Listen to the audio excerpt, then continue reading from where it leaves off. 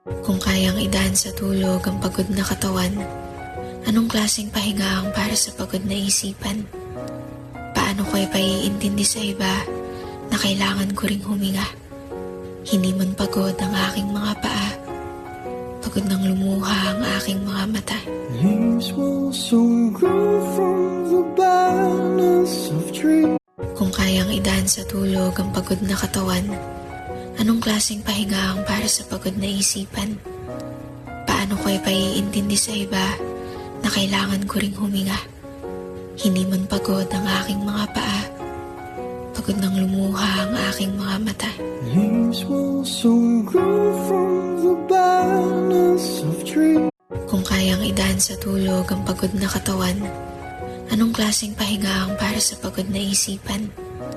Paano ko ipaiintindi sa iba na kailangan ko ring huminga?